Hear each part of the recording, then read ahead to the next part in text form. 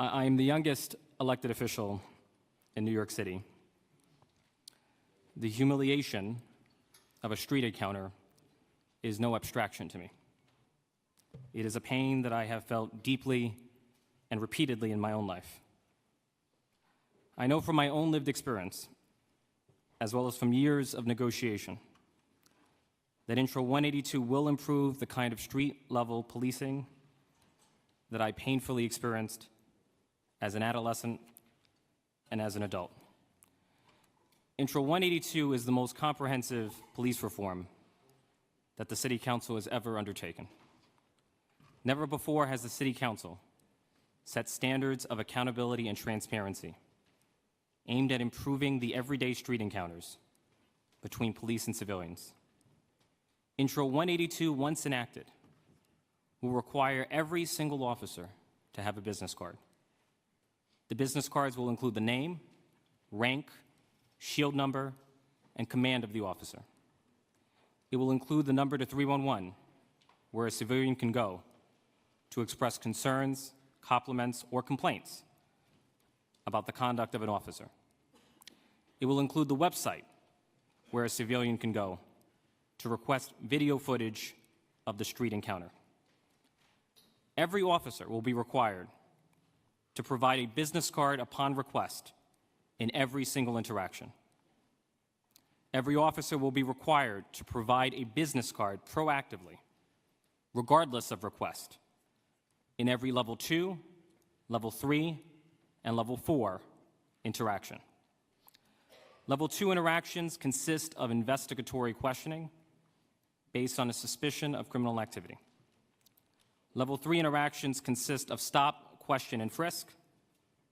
Level 4 interactions consist of searches as well as arrest.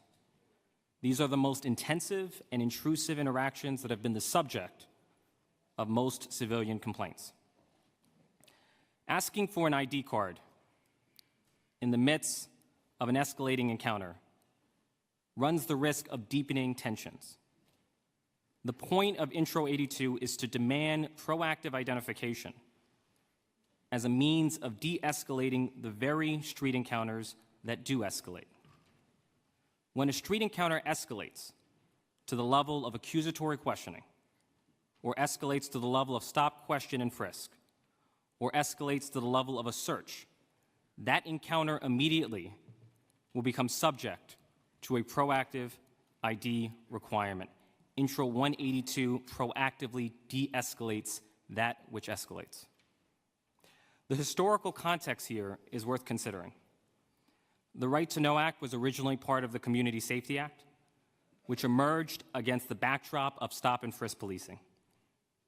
At the height of stop and frisk policing, there were 700,000 stops in the city of New York. If Intro 182 had been the law back in 2011, every single one of those 700,000 stops would have been subject to the proactive ID requirement. By way of further illustration, compare Intro 182 to the famous federal court decision in Floyd versus New York City. In Floyd, the federal court required the NYPD to provide tear-offs for Level 3 encounters. By contrast, Intro 182 will require the NYPD to provide pre-printed cards, which are more reliable than handwritten tear-offs, and it will require those pre-printed cards to be distributed not only at Level 3, but Level 2, Level 3, and Level 4 interactions. Or compare Intro 182 to the Community Safety Act. The Community Safety Act established an office, which is something the Council has done before. It created a private right of action in court, which is something the Council has done before. By contrast, Intro 182 regulates the day-to-day street encounters between police and civilians, which is something the Council has never done. It is historic. It is unprecedented. It is real reform in the truest sense of the word. Or compare Intro 182 to Intro 541. Intro 541 only applies to consent searches, which makes up a narrow subset of enforcement actions. By contrast, Intro 182 affects every single police-civilian interaction, and it has the greatest de-escalating effect on the very police-civilian interactions that end up escalating.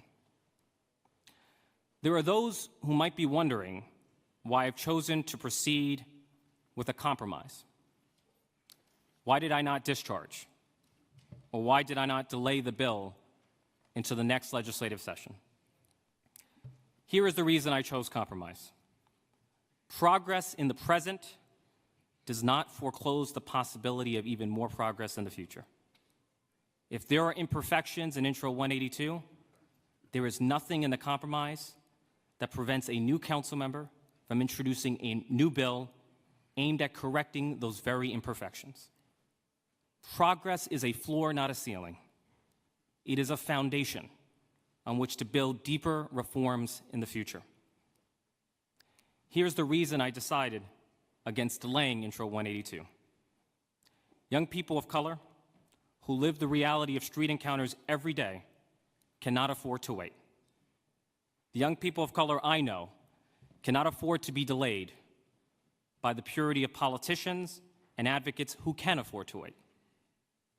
We owe it to those young people to forge ahead in a progressive but pragmatic spirit that recognize what Dr. Martin Luther King calls the fierce urgency of now. The next city council will likely be more conservative than the present one. The political landscape will likely be more hostile to police reform. I have concluded in good faith it is better to legislate as much progress as we can in the immediate term than to let police reform languish at the mercy of a more conservative city council. Here is the reason I decided against discharging Intro 182. If we had gone forward with a discharge over the vehement objections of the administration, the mayor would have refused to implement the law, which is his legal right. The NYPD would have sued us. We would have embroiled ourselves in years of litigation. And since we are admittedly legislating in uncharted territory, there is a real risk that a court would have struck down these laws. I have concluded, in good faith, it is better to guarantee progress in the immediate term than to risk emerging empty-handed in the long run. And finally, here is the reason I chose cooperation rather than confrontation with the NYPD. Real reform not only requires a change in law, it requires a deeper change in culture. A culture shift is most successful when it commands the buy-in and the cooperation of the very institution whose culture you seek to change. We all have searing memories of 2014, when an open revolt broke out in the rank and file of the police department. If we can pursue a path to police reform without provoking an upheaval in the NYPD, then why not do so? Why not pursue police reform zealously, but responsibly? The reality of the City Council is that we can only change the status quo at a rate that the system can absorb.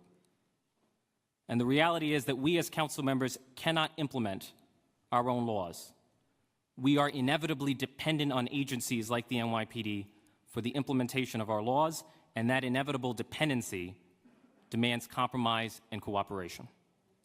The need for a deep change in culture, rather than a surface change in law, demands compromise and cooperation. Traffic stops. Here is the risk of covering traffic stops. With the Criminal Justice Reform Act, we have been moving the city in the direction of fewer arrests and fewer summonses, fewer coercive interactions between police and civilians. When it comes to traffic violations, officers often have the discretion to issue warnings in the place of summonses.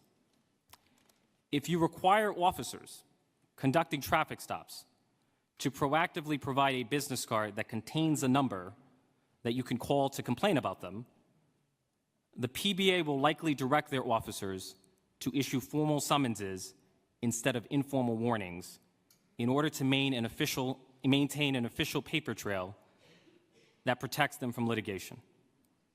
And so I had to ask myself a hard question as a legislator. Should I do what the advocates have demanded of me and derail a hard-fought and historic compromise over something that could have the unintended effect of generating hundreds of thousands of summonses in New York City? I concluded the answer should be no.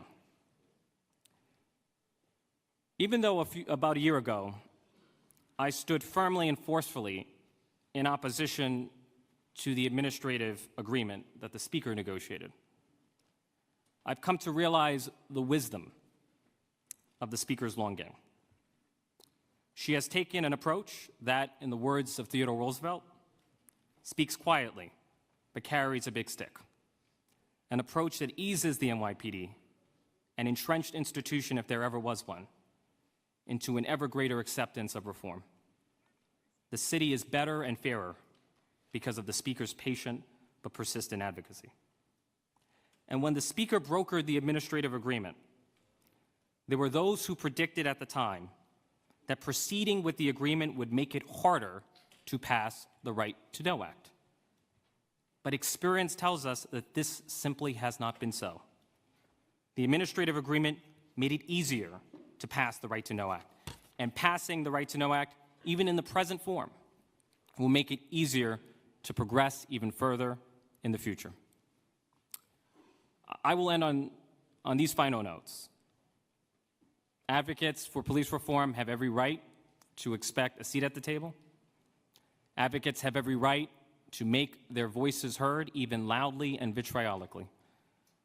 But no advocate should ever have veto power over the legislative agenda of the New York City Council. And like the Speaker, I too have no regrets. I stand by what I've chosen to do, even if it means standing alone, even if it means straining and severing political relationships, even if it means I'm no longer beloved in progressive circles, even if it means I have no future in progressive politics. I remain convinced, as I have ever been, that I'm doing the right thing and moving the ball forward, and I am at peace with the path that I have chosen. Thank you, Madam Speaker.